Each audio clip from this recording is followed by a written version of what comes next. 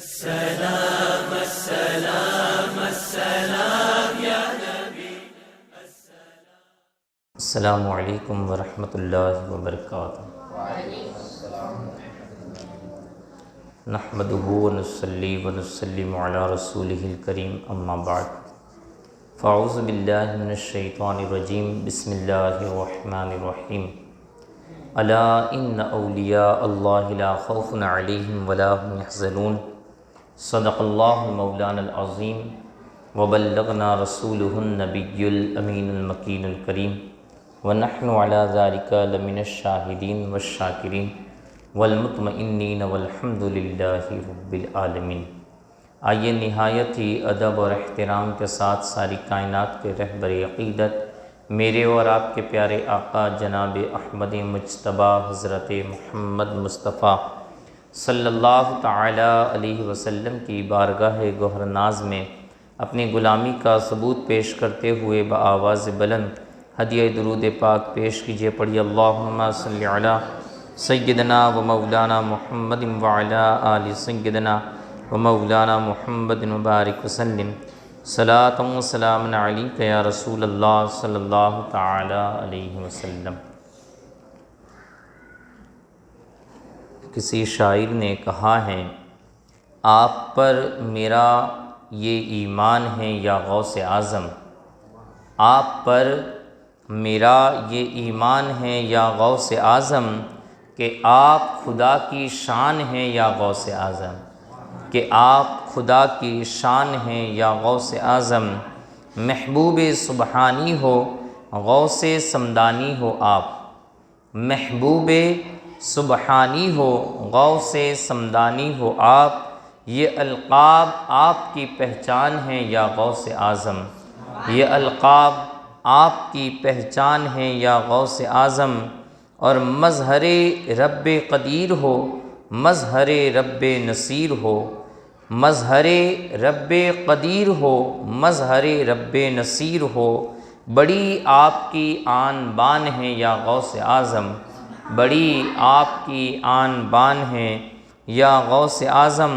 اور دادا حسن تمہارے اور نانا حسین تمہارے. دادا حسن تمہارے نانا حسین تمہارے. مرج البحرین یلتقیان ہیں یا غوث اعظم. مرج البحرین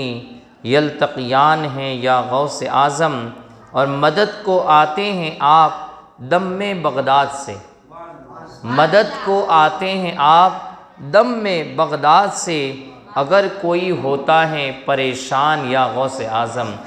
اگر کوئی ہوتا ہے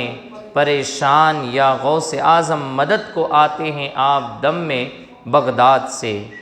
مدد کو آتے ہیں آپ دم میں بغداد سے. اگر کوئی ہوتا ہے پریشان یا غوث اعظم. اور فرماتے ہیں نکل کر حجرا سے چلے آئیے ادھر. نکل کر حجرا سے چلے آئیے ادھر. میرا دل آپ کا مکان ہے یا غوث اعظم. میرا دل آپ کا مکان ہے یا غوث اعظم. آ کے بغداد آپ کے قدموں سے چمٹ جاؤں. آ کے بغداد آپ کے قدموں سے چمٹ جاؤں. میرا عرصے سے یہ ارمان ہے یا غوث اعظم. میرا عرصہ سے یہ ارمان ہے یا غوث اعظم. اور باتوں باتوں میں دکھاتے ہو حق کو. باتوں باتوں میں دکھاتے ہو حق کو. آپ تو بولتا قرآن ہے یا غوث اعظم. آپ تو بولتا قرآن ہے یا غوث اعظم. اور دونوں عالم میں اللہ اور محمد کو دکھایا. دونوں عالم میں اللہ اور محمد کو دکھایا. فاتح پر آپ کا یہ احسان ہے یا غوث اعظم. فاتح پر آپ کا یہ احسان ہے یا غوث اعظم. درود پاک پڑھی اللہم صلی علی سیدنا و مولانا محمد وعلی آل سیدنا و مولانا محمد وبارک وسلم. صلاۃ و سلام علیک یا رسول اللہ صلی اللہ تعالی علیہ وسلم. اللہ رب العزت کا نہایت ہی فضل و کرم اور اس کا احسان عظیم ہے کہ رب کریم نے مجھے اور آپ کو یہ توفیق عطا فرمائی کہ میں اور آپ اللہ کے پیارے گھر مسجد میں اللہ کا ذکر کرنے کی غرض سے، اللہ کے محبوب بندوں کی یاد منانے کی غرض سے یہاں پر حاضر آئے۔ اللہ رب العزت ہمیں ہمیشہ ہمیشہ اپنا ذکر کرنے کی توفیق عطا فرمائے، اپنے محبوب بندوں کی یادیں منانے کی توفیق عطا فرمائے، ان کی تعلیمات کو اپنا کر اس پر عمل کرنے کی توفیق عطا فرمائے، اور رب کائنات ہمیں اہل سنت والجماعت کے معمولات پر عمل کرنے کی توفیق عطا فرمائے، اسی پر زندگی عطا فرمائے اور اسی پر موت بھی عطا فرمائے۔ کل کی گفتگو میں ہم نے سماعت کیا کہ حضور غوث پاک رضی اللہ تعالی عنہ نے بڑے مجاہدے کیے، اور ان مجاہدوں کے ذریعے رب کائنات نے آپ کو بڑا ہی اونچا عرفہ اور اعلیٰ مقام اور منصب عطا فرمایا۔ ایک تو یہ ہے کہ وہ لیس للانسان الا ما سعی کے تحت حضور غوث پاک رضی اللہ تعالیٰ عنہ کو یہ تمام چیزیں عطا کی گئی، اور دوسرا یہ کہ حضور غوث پاک یہ محبوب سبحانی ہیں۔ حضور غوث پاک یہ محبوب سبحانی ہیں، اللہ کے محبوب ہیں، تو محبوب کے طریقے سے جو اللہ رب العزت نے آپ پر اپنی نوازشات کی بارش فرمائی وہ ایک الگ انداز ہے۔ حضور غوث پاک رضی اللہ تعالی عنہ فرماتے ہیں کہ اللہ رب العزت نے مجھ پر 70 علم لدنی کے دروازوں کو کھول دیے، علم لدنی کے 70 دروازوں کو کھول دیا، اور اللہ رب العزت نے ان دروازوں سے مجھے جتنا چاہا اتنا علم عطا فرمایا۔ تو یہ اللہ رب العزت نے آپ کو علم لدنی بھی الگ عطا فرمایا، اور آپ نے مجاہدوں اور زہد و تقوی کے ذریعے جو تجربات اور جو کشف و کرامات حاصل کیے وہ ایک الگ علم تھا۔ تو حضور غوث پاک رضی اللہ تعالیٰ عنہ پر اللہ رب العزت کا بڑا ہی فضل و کرم اور اس کی عنایات تھی۔ غرض کہ حضور غوث پاک رضی اللہ تعالیٰ عنہ نے جب ان تمام چیزوں سے فراغت کو حاصل کیا، یعنی علم دین بھی آپ نے حاصل کیا، اور اس کے بعد مجاہدے اور ریاضتیں بھی جب آپ کی تکمیل کو پہنچی، تو پھر ایک دن جیسا کہ ہم نے کل وہ روایت سماعت کی تھی کہ جب آپ نے اللہ سے عہد کیا کہ اللہ میں اس وقت تک نہیں کھاؤں گا جب تک تو مجھے نہ کھلائے، اور میں اس وقت تک نہیں پیوں گا جب تک تو مجھے نہ پلائے، اور اس کے بعد حضرت ابو سعید مبارک مخزومی رضی اللہ تعالی عنہ یہ آپ کو اپنے گھر لے گئے، اور آپ نے اپنے ہاتھوں سے انہیں کھانا کھلایا، انہیں پانی پلایا، اور پھر اس کے بعد حضور غوث پاک رضی اللہ تعالی عنہ کو یہ اپنا حلیہ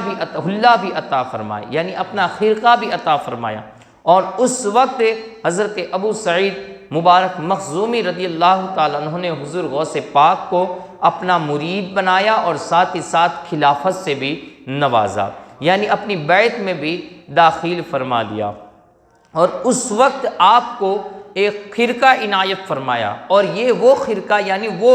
دستار تھی، وہ آپ کا کرتا مبارک تھا کہ جو جنت سے اللہ رب العزت نے حضرت جبریل امین کو عطا فرمایا تھا، اور حکم دیا تھا کہ یہ حلہ، یہ خرقہ مبارک یہ میرے حبیب صلی اللہ تعالیٰ علیہ وسلم کو عطا کر دیا جائے۔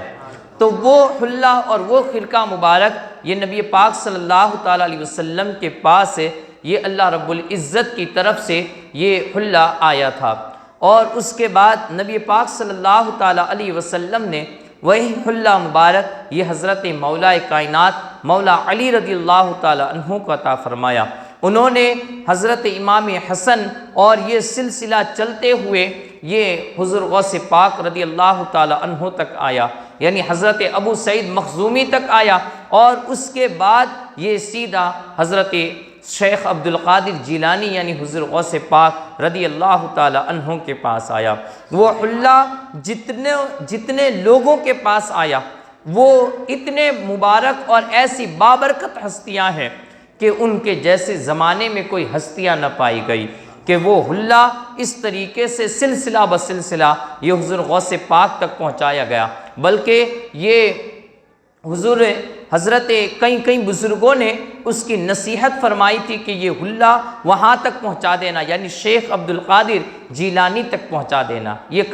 کئی بزرگوں نے وصیتیں بھی فرمائی، الغرض کے اس طریقے سے وہ حلہ مبارک اور وہ خرقہ مبارک یہ حضرت ابو سعید مبارک مخزومی کے ذریعے حضور غوث پاک رضی اللہ تعالی عنہ کو نصیب ہو گیا۔ اب اس کے بعد وقت یہ آیا کہ حضور غوث پاک سے اللہ رب العزت اب اپنے دین کی خدمت لے، کیونکہ ابھی تک تو حضور غوث پاک یہ ہمیشہ اپنے معاملات میں یعنی زہد و تقوی اور اسی طریقے سے ریاضت مجاہدے اسی میں لگے ہوئے تھے۔ اب وہ وقت آیا کہ حضور غوث پاک رضی اللہ تعالی عنہ کے ذریعے اللہ اپنی مخلوق کو ہدایت پر گامزن فرماتا، لیکن حضور غوث پاک رضی اللہ تعالی عنہ کا حال یہ تھا کہ آپ لوگوں سے دور اور کھنڈرات اور تنہائی کے اندر اپنی زندگی گزارا کرتے تھے، یہاں تک کہ کبھی بغداد میں آتے بھی تو بغداد والوں کے حالات کو دیکھ کر وہ بغداد سے پھر واپس سے یہ کھنڈرات اور بیابانوں کی طرف نکل جاتے۔ اب اس وقت جب کہ وہ حضرت ابو سعید مبارک مخزومی رضی اللہ تعالیٰ عنہ نے آپ کو خلافت سے نواز دیا، اور اس کے بعد پھر جب آپ نے وہاں سے نکلنا چاہا تو ایک ہاتف غیبی سے ایک آواز آئی، کہا عبد القادر کہاں جا رہے ہو اور کدھر جا رہے ہو؟ کہا کہ میں یہ کھنڈرات کی طرف جا رہا ہوں اور اپنے ایمان کی حفاظت چاہتا ہوں، اپنے ایمان کی سلامتی چاہتا ہوں۔ کہا کہ تمہارے ایمان کے محافظ ہم ہیں، لیکن حضور غوث پاک نے کہا کہ مجھے ان لوگوں سے کیا لینا دینا، یہاں پر تو لوگ یہ اپنے طبیعتوں کے پیچھے پڑے ہوئے ہیں اور مجھے تو اپنے ایمان کی فکر ہے، مجھے تو اپنے ایمان کی سلامتی میں چاہتا ہوں۔ حضور غوث پاک رضی اللہ تعالی عنہ کو ندا دی گئی کہ تمہارے ایمان کی سلامتی کا ذمہ یہ ہمارے اوپر ہے۔ حضور غوث پاک رضی اللہ تعالیٰ عنہ فرماتے ہیں اس وقت جب رب کی طرف سے یہ صدا آ رہی تھی تو میں نے اپنے رب کی بارگاہ میں بھی پھر ایک عرض کی کہ مولا پھر تو میرے بھی چند شرائط ہے، جو روایت ہم نے کل کو سماعت کی کہ حضور غوث پاک نے اس وقت اپنے رب سے بھی چند شرطیں رکھی، کہا میں بغداد میں رہوں گا، تیرے دین کی خدمت کروں گا، لیکن تجھے میری بھی کچھ عرضیاں قبول کرنی ہوگی۔ حضور غوث پاک رضی اللہ تعالیٰ عنہ نے رب کی بارگاہ میں اپنی ان عرضیوں کو پیش کیا، اور ان میں سے چند وہ عرضیاں تھی جو میں نے کل آپ کے سامنے رکھی۔ حضور غوث پاک رضی اللہ تعالیٰ عنہ نے سب سے پہلے اپنے بارے میں کہا کہ مولا تو مجھے میرے نفس کو مکر کے اندر مبتلا نہ کرنا، یعنی شیطان میرے نفس پر غالب نہ آنے پائے، کہیں میں غرور اور تکبر کرنے والا نہ بن جاؤں۔ تو حضور غوث پاک رضی اللہ تعالیٰ عنہ فرماتے ہیں میں جو بھی عرضی رب کی بارگاہ میں پیش کرتا گیا رب اسے قبول کرتا گیا، یہاں تک کہ میں نے اپنے مریدوں کے بارے میں بھی عرضیاں پیش کی کہ میرے مولا میرا مرید دنیا کے چاہے کسی بھی خطے میں رہے، اگر وہ میرا مرید ہے اور اپنے آپ کو میری طرف اپنے آپ کی نسبت کر دیتا ہے تو پھر اس کو بغیر توبہ کے اس کو موت نہ دینا، وہ بغیر توبہ کے اسے موت نہ دینا، اسے جب بھی موت عطا فرمائے تو ایمان پر موت عطا کرنا، اسے ایمان پر موت عطا کرنا اور توبہ کر کے اسے موت عطا کرنا۔ اسی وجہ سے بزرگان دین فرماتے ہیں اگر تم اپنی زندگی میں کسی پیر کو ڈھونڈ سکو تو ڈھونڈ لو، اور اگر تمہیں کوئی پیر یہ صحیح نظر نہ آئے تو اپنے آپ کو حضور غوث پاک کا مرید بنا لو، اور یہ کہہ دو کہ میں حضور غوث پاک کا مرید ہوں، اپنا ہاتھ میں نے اپنے پیر حضور غوث پاک کے ہاتھ میں دے دیا۔ کہا کہ اگر تم نے اپنے ہاتھ کو حضور غوث پاک کے ہاتھ میں دے دیا تو پھر سمجھ لو تم دنیا میں بھی تیر جاؤ گے، آخرت میں بھی تیر جاؤ گے۔ حضور غوث پاک کو جو اپنا ہاتھ تھما دیتا ہے تو حضور غوث پاک یہ دستگیر ہے، وہ کبھی بھی کسی کا ہاتھ چھوڑتے نہیں ہیں، دنیا میں مصیبتوں میں بھی نہیں چھوڑتے ہیں، آخرت کی تکلیفوں میں بھی نہیں چھوڑیں گے۔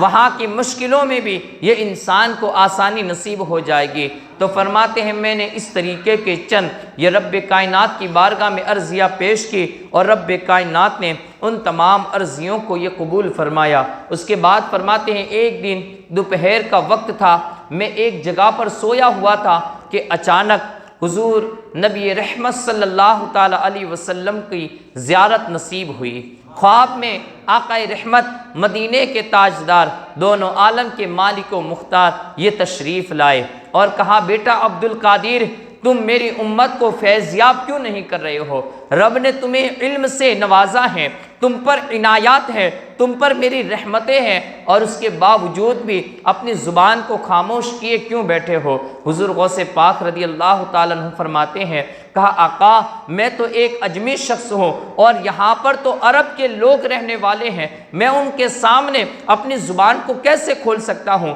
میں ایک اجمی ہوں اور یہاں پر تو عرب کے فصیح و بلیغ لوگ یہ یہاں پر بیٹھے ہوئے ہیں، ان کے سامنے میرا زبان کھولنا یہ ایک اجمی کا زبان کھولنا ہو جائے گا۔ فرماتے ہیں کہ حضور غوث پاک رضی اللہ تعالیٰ عنہ فرماتے ہیں جیسے میں نے آقا رحمت صلی اللہ تعالیٰ علیہ وسلم کی بارگاہ میں یہ عرضی پیش کی تو نبی پاک صلی اللہ تعالیٰ علیہ وسلم نے مجھے اپنے قریب کیا اور قریب کر کے پھر میرے منہ میں 7 مرتبہ اپنا لعاب دہن ڈالا،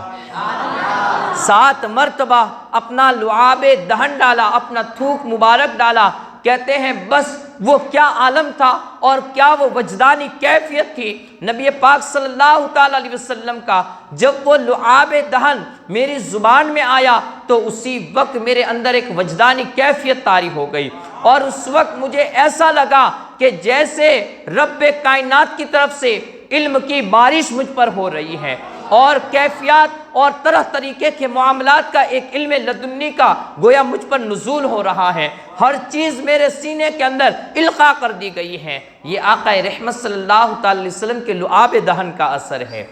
کہ بندہ عالم نہ بھی ہو لیکن میرے آقا کا لعاب دہن نصیب ہو جائے تو گونگے بھی یہ بولنے لگتے ہیں۔ الغرض یہاں پر تو حضور غوث پاک کی ذات تھی۔ حضور غوث پاک فرماتے ہیں اب اس کے بعد میرے اندر بہت ساری صلاحیتیں جو کل تک نہ تھی وہ آ گئی۔ اب اس کے بعد یہ ہوا کہ میں وہ تمام چیزیں وہ کیفیات تو میرے اندر آ گئی، لیکن پھر بھی جب میں نے مسجد کے اندر پہنچا وہاں مجمع لگا ہوا تھا، لوگوں سے مسجد یہ کھچا کھچ بھری ہوئی تھی، لیکن جب میں نے لوگوں کو دیکھا بولنا بھی چاہا کہ لوگوں کے سامنے کچھ واضح و نصاحیں کروں، لیکن پھر میری ہمت جواب دے گئی۔ کہتے ہیں بس میں سوچ رہا تھا کہ کھڑا ہوں تو کس طریقے سے ہوں، یہ لوگوں کے سامنے بولوں تو کس طریقے سے بولوں۔ کہا کہ میں ابھی اپنے دل میں یہ خیالات میں ہی تھا کہ اسی وقت ایک استغراق کی کیفیت میرے اوپر طاری ہو گئی، میں گویا کہ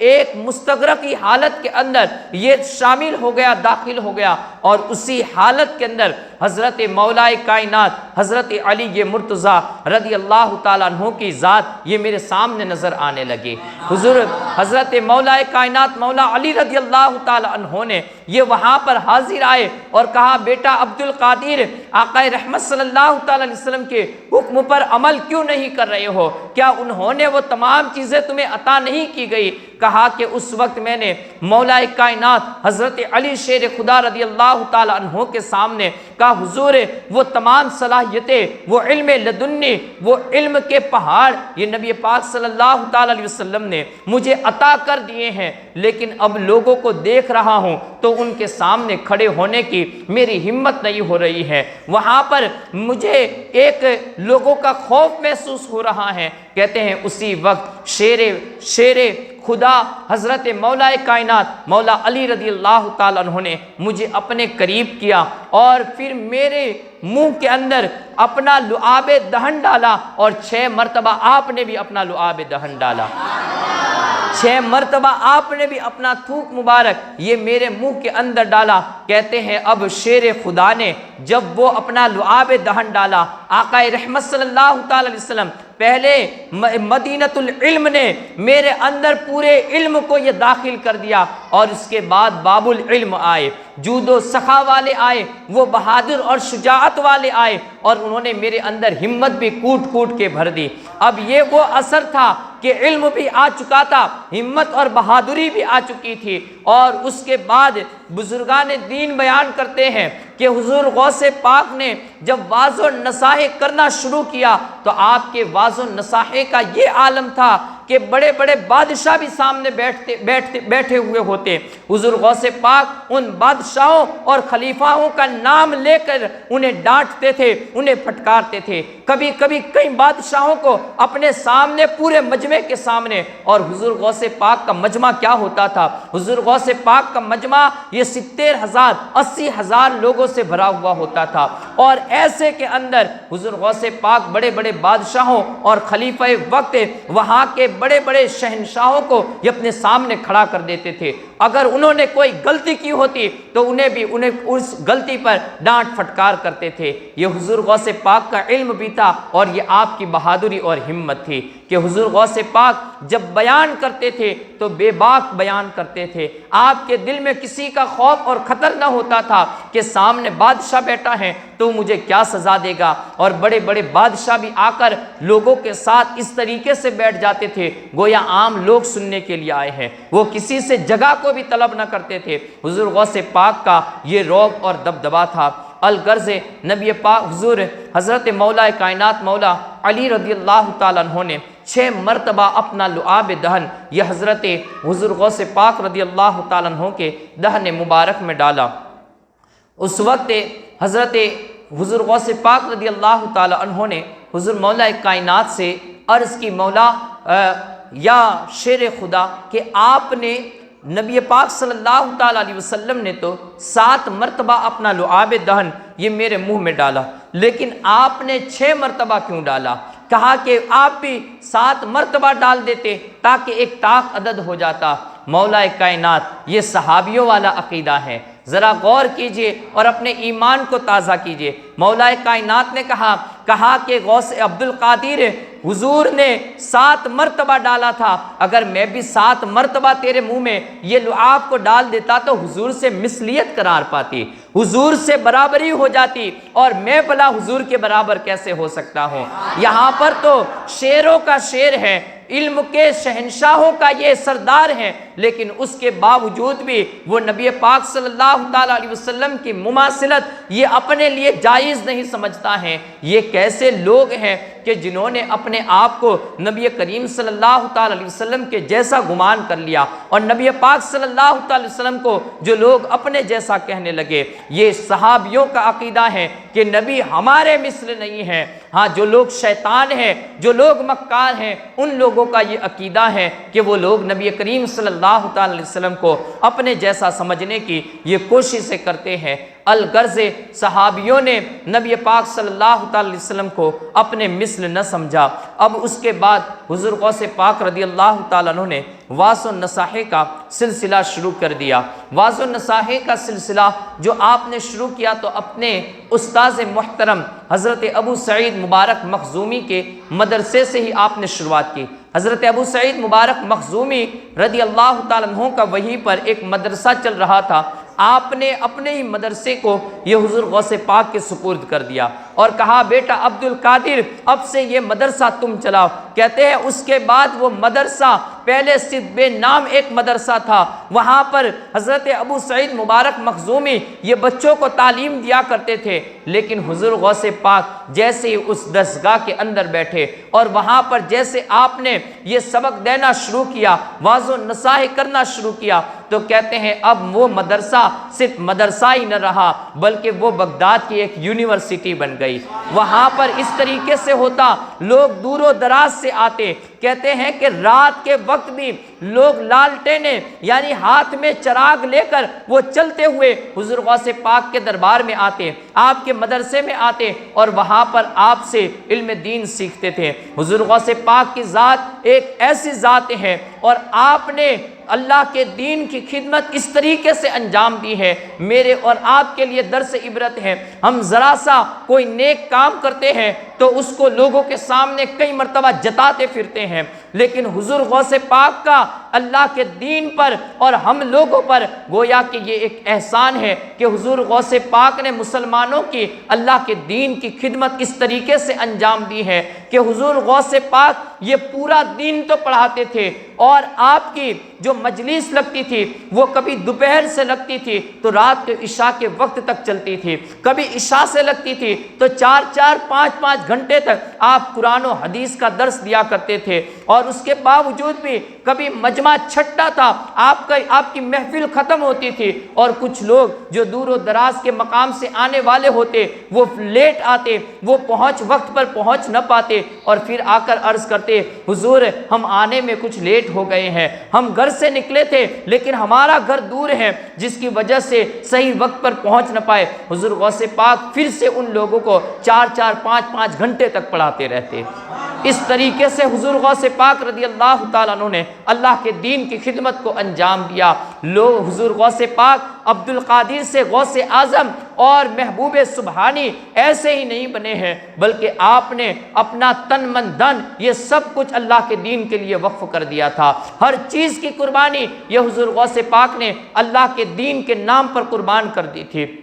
القرض حضور غوث پاک اب اسی مدرسے سے پڑھانے لگے۔ حضور غوث پاک خود بیان کرتے ہیں کہ جب میں پہلے واعظ و نصاحی کرتا تو ایسا ہوتا کہ 2-3 لوگ میرے سامنے بیٹھے ہوئے ہوتے، اور اس کے بعد پھر وہ علم کا دریا اس طریقے سے بہنا شروع ہو گیا، وہ چشمہ اس طریقے سے پھوٹنے لگا کہ اس کے فوارے یہ وہاں شہروں کی طرف اور گاؤں کی طرف بھی نکلنے لگے، بلکہ یہاں تک کہ کئی ملکوں تک حضور غوث پاک کا یہ دریا پہنچنے لگا۔ پھر یہ ہوا کہ حضور غوث پاک کا تخت یہ باہر عیدگاہ کے اندر لگایا گیا۔ اب عیدگاہ کے اندر بھی یہ وہاں کی بھی سرزمین یہ چھوٹی پڑنے لگی، تو کہتے ہیں پھر عیدگاہ کے اندر سے بھی شہر کے باہر ایک جگہ کا انتظام کیا گیا اور وہاں پر حضور غوث پاک کا تخت رکھا گیا۔ حضور غوث پاک رضی اللہ تعالیٰ عنہ کا جب تخت لگتا تھا اور آپ اس تخت پر بیٹھ کر واعظ و نصاحت فرماتے تھے تو سامنے جتنی بھی جگہ نظر آتی تھی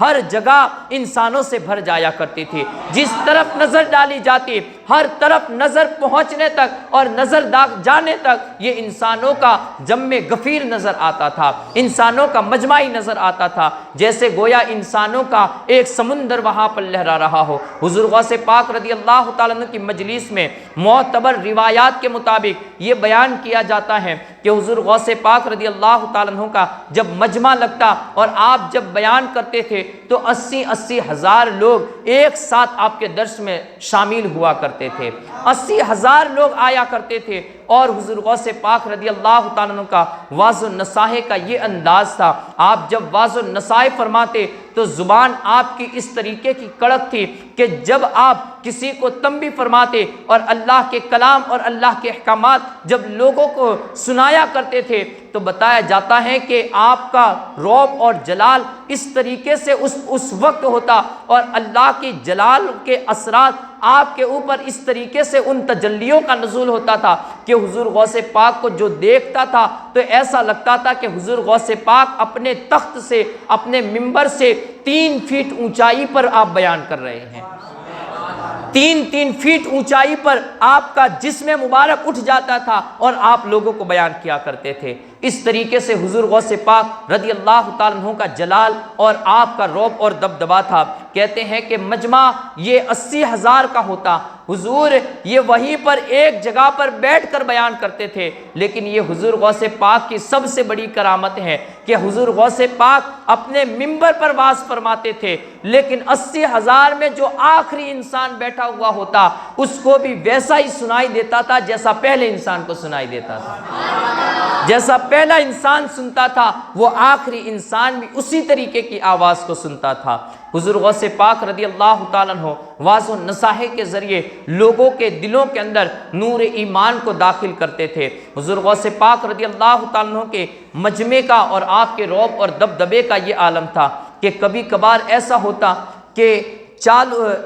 جب آپ درس دے رہے ہوتے اور اسی وقت اسی اشنا کے اندر ایک مرتبہ ایسا ہوا کہ حضور غوث پاک رضی اللہ تعالیٰ عنہ کو چھینک آ گئی اور آپ نے چھینک آنے پر چھینک کی دعا پڑھی الحمدللہ، جیسے آپ نے الحمدللہ کہا تو وہ 80,000 کے مجمع نے یرحمک اللہ سے چونکہ چیخ کا جواب دینا یہ واجب ہے، تو 80,000 کے مجمع نے جب آپ کے چیخ کا جواب دیا کہ یرحمک اللہ، تو کہتے ہیں خلیفہ مستنجد باللہ یہ اپنے محل کے اندر تھا، اور محل کے اندر اس طریقے کی اس کو آواز پہنچی کہ وہ وہاں پر سویا ہوا تھا، وہ بیدار ہوا اور کہا کہ بغداد میں کیا ہو چکا ہے کہ یہاں پر کسی لشکر نے کوئی حملہ کر دیا ہے کہ یہاں پر بغداد میں اس طریقے کا شور و غل یہ کیسا نظر آ رہا ہے۔ کہا وہاں پر حضور غوث پاک رضی اللہ تعالیٰ انہوں نے چھینک کھائی ہے اور انہوں نے الحمدللہ کہا تو ان کے مجمع نے یرحمک اللہ سے جواب دیا ہے۔ کا اس طریقے کا آپ کا مجمع تھا کہ وہاں پر جب آپ کی زبان کا، آپ کے سوال کا جب جواب دیا جاتا تو بغداد کی در و دیوار کانپ جایا کرتی تھی۔ یہ حضور غوث پاک کا رعب اور دبدبا یہ اللہ نے وہ شان عطا فرمائی تھی۔ حضور غوث پاک رضی اللہ تعالیٰ عنہ نے جب واعظ و نصاحی کرنا شروع کیا تو آپ کے واعظ و نصاحی کے اندر وہ اثرات الہیہ بھرے ہوئے تھے کہ جیسے جب آپ واعظ و نصاحی کرتے تو کئی گنہگار یہ کھڑے ہو جاتے اور اپنے کپڑوں کو پھاڑ دیتے تھے، اور کپڑوں کو پھاڑ کر وہ رب کی بارگاہ میں صدق دل سے تائب ہو جاتے تھے، یہاں تک کہ آپ کے اثرات کا، آپ کے واعظ کا یہ اثر ہوتا تھا کہ لوگوں کے اوپر غشی طاری ہو جاتی تھی، لوگ بے ہوش ہو جایا کرتے تھے، اور کئی گنہگار یہ توبہ کر کے سچے پکے مسلمان ہوتے تھے۔ وہاں پر یہود و نصرانی اور باطل مذہب کے جب لوگ آیا کرتے تھے حضور غوث پاک کی واعظ و نصاحی کو سن کر وہ لوگ بھی ایمان سے مشرف ہو جایا کرتے تھے۔ جیسا کہ بتایا جاتا ہے کہ اسی وقت ایک عیسائی جس کا نام سنان تھا وہ وہاں پر آیا، وہ اپنے صحائف قدیمہ کا یعنی جو اس کے مذہب کی کتابیں تھی اس کا وہ بہت زبردست عالم تھا۔ اس نے جب یہ سوچا کہ میں کسی مسلمان کے کسی بڑے انسان کے دست حق پرست پر جا کر اس سے بیعت ہو جاؤں اور مسلمان ہو جاؤں، تو کہتے ہیں اسی وقت مجھ پر نیند آ گئی۔ وہ سنان کہتے ہیں اس وقت مجھ پر نیند غالب ہوئی اور حضرت عیسیٰ علیہ نبی گنا علیہ الصلاۃ والسلام کی زیارت نصیب ہوئی، اور حضرت عیسیٰ نے مجھے نصیحت فرمائی، کہا اے سنان اگر تو کسی دنیا کے سب سے افضل انسان کے ہاتھ پر بیعت ہونا چاہتا ہے اور کلمہ طیبہ پڑھ کر مسلمان ہونا چاہتا ہے تو جا بغداد کی سرزمین پر چلا جا اور وہاں جا کر شیخ عبد القادر جیلانی کے ہاتھ پر اپنا ہاتھ دے دے اور وہاں جا کر تو اسلام میں داخل ہو جا، کیونکہ یہ دنیا کے اندر تمام عالموں میں سب سے بڑے عالم ہیں، تمام انسانوں میں سب سے افضل انسان ہیں۔ تو حضور غوث پاک کی ذات اپنے وقت کی سب سے افضل ترین ذات تھی، جو پوری دنیا کے اندر جتنے لوگ بس رہے تھے ان میں جو سب سے افضل انسان اس وقت کا تھا تو وہ حضرت حضور غوث پاک رضی اللہ تعالیٰ عنہ کی ذات مقدسہ تھی۔ تو وہ سنان بغداد کی سرزمین پر آئے اور حضور غوث پاک رضی اللہ تعالیٰ عنہ کے دست حق پرست پر آپ نے ایمان کو قبول کیا۔ اسی طریقے کی ایک روایت ہے کہ 13 عیسائیوں نے بھی اسی طریقے کا ایک عزم کیا کہ ہم لوگ اسلام میں داخل ہو جائے، تو کہتے ہیں اس وقت ہاتف غیبی سے آواز آئی، کہا جاؤ بغداد کی سرزمین پر اگر چاہتے ہو کہ سب سے زیادہ کسی سے تمہیں نور ایمان نصیب ہو تو بغداد کی سرزمین پر پہنچ کر حضرت شیخ عبد القادر کے ہاتھ میں اپنا ہاتھ دے دو، تمہیں جہاں سے بھی نصیب ہوگا ایمان تو اس سے ایمان کی روشنی ملے گی، لیکن اگر عبد القادر کے ہاتھ پر تم نے ہاتھ دے دیا تو وہاں سے ایمان کی مکمل روشنی تمہیں نصیب ہو جائے گی، ایمان کی مکمل روشنیاں یہ تمہیں نصیب ہو جائے گی۔ حضور غوث پاک رضی اللہ تعالیٰ عنہ کی مجلس کوئی ایسی مجلس نہ ہوتی کہ جس میں کوئی لوگ اللہ کے خوف اور ڈر کی وجہ سے یہ انتقال نہ کر جائے، کوئی مجلس ایسی نہ ہوتی کہ جہاں پر کئی لوگ اپنے کپڑوں کو پھاڑ کر سچے دل سے وہ توبہ کر کے وہ اسلام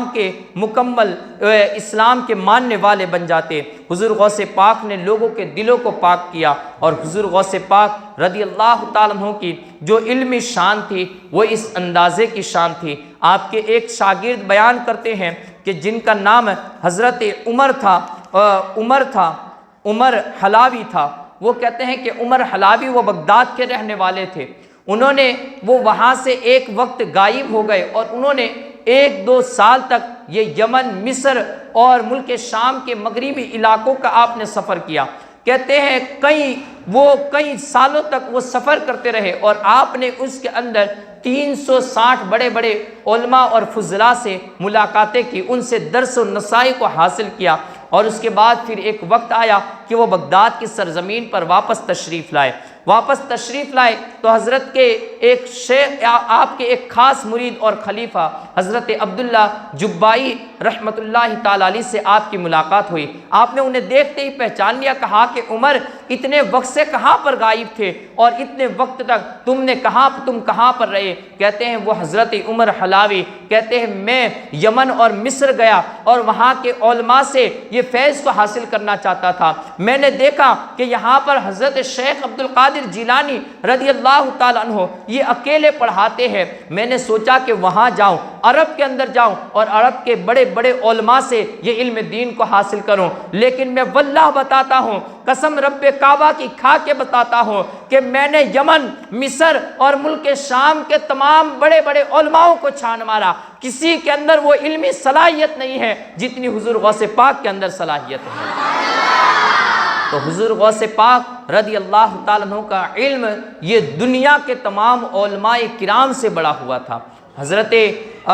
امام ابن جوزی رحمۃ اللہ تعالیٰ علیہ جو اپنے وقت کے ایک بڑے مفسر، بڑے محدث گزرے ہیں، علامہ ابن جوزی رحمۃ اللہ تعالیٰ علیہ جن کی کئی حدیث کی تشریحات بھی ہیں، اور بڑے مقتدر علماؤں کے اندر سے گزرے ہیں، یہاں تک کہ جو آپ کی شان تھی، یعنی آپ نے اس قدر کتابیں لکھی تھی کہ جیسے پینسل سے کتاب لکھتے ہیں تو پینسل کی اڑی نکالنے کے لیے یا جو بھی قلم ہوتی تھی تو اس کا جو تراشا ہوتا ہے اس کی دھار بنانے کے لیے انہوں نے اتنی دھاریں اور اتنی قلموں کا استعمال کیا تھا کہ آپ نے اپنے انتقال کے وقت وصیت کی تھی کہ جب میرا انتقال ہو جائے اور مجھے غسل دینے کے لیے جو پانی کو گرم کیا جائے تو میں نے جن قلموں کا تراشا نکالا ہے، یعنی جو قلموں کو میں نے تراشی ہے اور اس کی جو چیزیں بچ چکی ہیں اس کو میں نے جمع کر کے رکھا ہے، پوری زندگی کا وہ تراشا میں نے کئی تھیلیوں کے اندر بھرا ہوا ہے، کہا جب میرا انتقال ہو جائے تو اسی تراشے سے یہ میرے پانی کو گرم کرنا، میرے غسل کے لیے اس پانی کو گرم کرنا۔ اب آپ ذرا غور کیجئے کہ ہم پینسل کی اڑی نکالتے ہیں تو اس کا جو تراشا نکلتا ہے باریک ریزے ہوتے ہیں، اور اگر اسے آگ میں ڈالے جائے تو فوراً اگر 2-4 کلو بھی ہو تو فٹ سے جل جائیں گے۔ حضرت علامہ ابن جوزی نے یہ وصیت کی کہ اس قلم کے تراشے سے میرا پانی گرم کرنا۔ کہتے ہیں جب آپ کا انتقال ہوا تو آپ کے شاگردوں نے، آپ کے مریدوں نے یہ وصیت پر عمل کیا، اور پھر آپ کا تراشا جو ایک کمرے کے اندر بھر کے رکھا گیا تھا، اور وہ کمرے کے اندر سے جب وہ تراشے کو نکالا اور اس کو آگ میں ڈالنے لگے تو جیسے ہی آگ میں جتنا تراشا ڈالا جاتا وہ فوراً جل جاتا، لیکن کہتے ہیں ہم بار بار ڈالتے رہے اور پانی گرم کرتے رہے یہاں تک کہ آگ جلتی رہی، اور وہ تراشا ڈالتے رہے، پانی ابلنے لگا، اور پانی یہ ابل کر یہ وہاں سے چھلانگے جیسے لگانے لگا، لیکن وہ تراشا یہ ختم نہیں ہونے پایا۔ اب ذرا یہاں سے غور کیجئے کہ علامہ ابن جوزی کی یہ علمی صلاحیت کتنی ہوگی، کہ انہوں نے کتنی کتابیں لکھی ہوگی اور قلموں کے تراشے کتنے نکالے ہوں گے، اور کتنا آپ کا علم ہوگا۔ حضرت علامہ ابن جوزی یہ حضور غوث پاک کے ہم زمانہ تھے۔ پہلے شروع کا وقت ایسا تھا کہ آپ حضور غوث پاک سے مخالف تھے، یعنی آپ ان کی مجلس میں نہیں جایا کرتے تھے، لیکن ایک مرتبہ آپ کے ایک ساتھی تھے حضرت ابو العباس احمد، انہوں نے اصرار کرتے ہوئے حضرت علامہ ابن جوزی کو بھی اپنے ساتھ لے لیا اور حضور غوث پاک کی مجلس میں چلے گئے۔ وہ ایک جانب ایک کنارے پر بیٹھ گئے، اور وہاں پر کنارے پر بیٹھے ہوئے وہ حضرت حضور غوث پاک رضی اللہ تعالیٰ عنہ کی واعظ و نصائح کو سننے لگے۔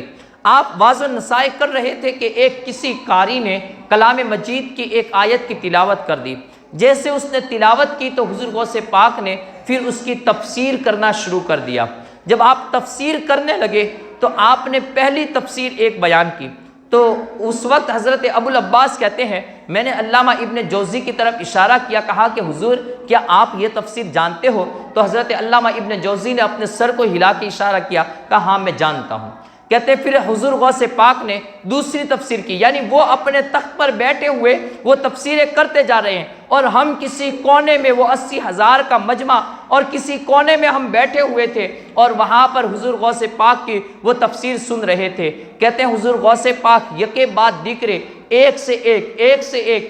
ایک وہ تفسیر کرتے گئے، یہاں تک کہ آپ نے 12 تفسیریں کی۔ آپ نے اس آیت کی 12 تفسیریں کی اور 12 تفسیر تک میں علامہ ابن جوزی کو پوچھتا رہا، کہا کہ حضور آپ یہ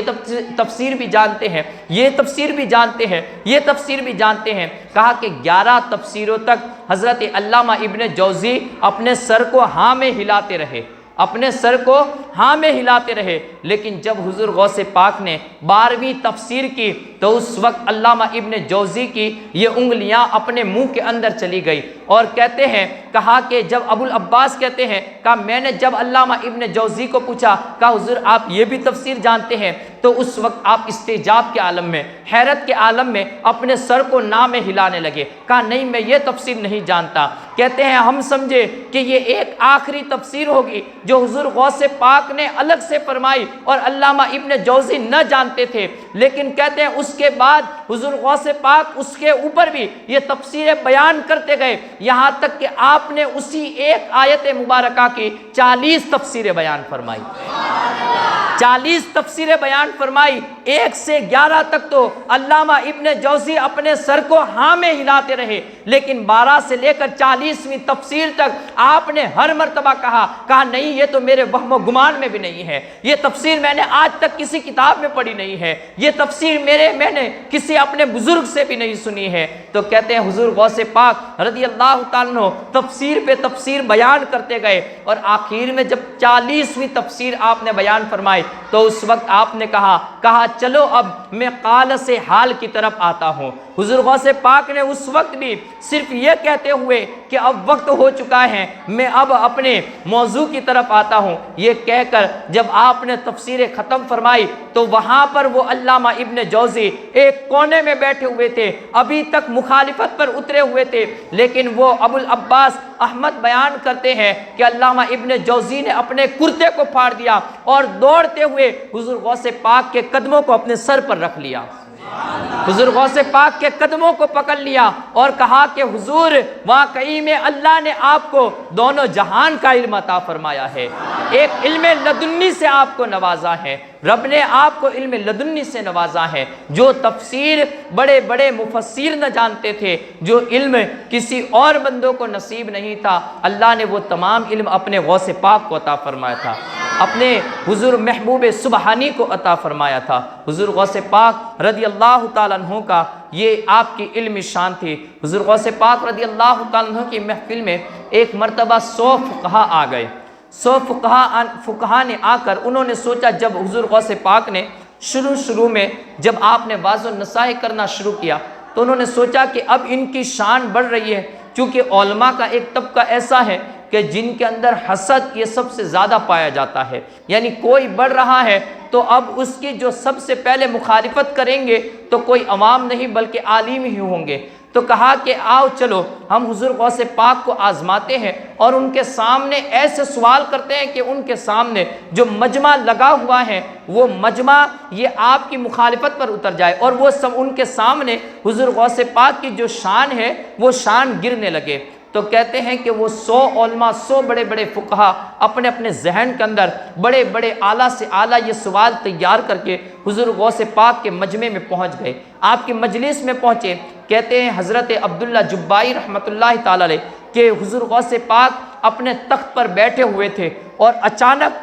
آپ کے اوپر ایک استغراق کی کیفیت طاری ہو گئی اور آپ خاموشی کے عالم میں نیچے کی طرف دیکھ کر ایسی سوچ اور آپ فکر کے اندر پڑ گئے، اور اسی وقت ہم نے دیکھا کہ آپ کے سینہ مبارکہ سے ایک تلوار نمودار ہوئی اور وہ 100 علماء جہاں پر بھی بیٹھے ہوئے تھے ان کے سینوں کے اوپر سے لگتے ہوئے وہ حضور غوث پاک کے پاس واپس آئی، ہر ایک کے سینے کو اس نے مس کیا، ہر ایک کے سینے کو اس نے ٹچ کیا اور پھر وہ آگے کی طرف نکل گئی۔ کہتے ہیں اس کے بعد پھر وہ لوگ اس طریقے سے حیرت اور استعجاب کے اندر ہم نے ان 100 علماء کو دیکھا کہ کہ وہ اپنی جگہ پر آنسو بہا رہے تھے اور اپنی جگہ پر اپنے سینے کو پیٹ رہے تھے۔ کسی نے ان سے کہا کیا معاملہ ہے؟ کہا ہم تو یہاں پر حضور غوث پاک کا امتحان لینے کی غرض سے آئے تھے، لیکن اب ہمیں ایسے لگ رہا ہے جیسے ہمیں تو علم کی ہوا تک نہیں لگی ہے، ہمیں علم کی ہوا تک نہیں لگی ہے۔ یعنی ہم قاعدہ پڑھنا بھی جانتے ہو، ہمیں تو یہ بھی پتہ نہیں کہ ہم قاعدہ بھی پڑھ سکتے یا نہیں۔ تو حضور غوث پاک کی تلوار نے ان کے علم کو سلب کر لیا، یعنی جو کچھ وہ جانتے تھے وہ تمام کے تمام ان کے سینوں سے مٹا دیا گیا۔ اور اس کے بعد پھر حضور غوث پاک نے وہ کرم فرمایا، انہیں اپنے قریب کیا اور اپنے قریب کر کے انہیں اپنے سینے سے لگایا، ہر ایک کو یکے بعد دیگرے اپنے سینے سے لگاتے رہے۔ کہتے ہیں آج تک جو ہم علم جانتے تھے وہ علم تو کچھ اور تھا، لیکن حضور غوث پاک کے سینے سے جو علم نصیب ہوا انہیں ولایت کا علم نصیب ہو گیا اور ولایت کے مقام پر انہیں فائز کر دیا گیا۔ تو حضور غوث پاک نے پھر ان تمام سوال جواب جو وہ یاد کر کے آئے تھے، انہیں وہ سوال بھی یاد نہ رہے، حضور غوث پاک نے پھر ان کے سوال بھی بتائے اور ان کے جواب بھی عنایت فرمائے۔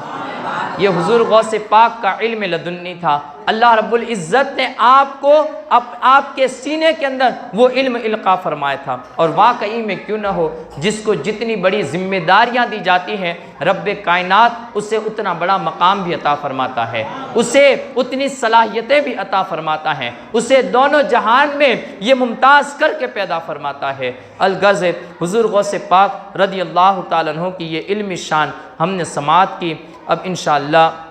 آئندہ سال پھر 11ویں شریف کا موقع نصیب ہوا تو انشاءاللہ ہم اس سے آگے کی سیرت طیبہ کو سماعت کرتے ہوئے چلیں گے۔ کل بھی انشاءاللہ مجلس ہوگی، لیکن نعت اور منقبت حضور غوث پاک ہم انشاءاللہ پڑھیں گے، اور اس میں حضور غوث پاک کی منقبت ہی پڑھی جائے گی۔ رب کائنات کی بارگاہ میں دعا ہے اللہ رب العزت ہمیں نیک کام کرنے کی توفیق عطا فرمائے، برے کاموں سے بچائے، صراط مستقیم کی ہدایت نصیب فرمائے، ایمانی زندگی عطا فرمائے، ایمانی موت نصیب فرمائے۔ وآخر دعوانا ان الحمدللہ رب العالمین۔ السلام علیکم۔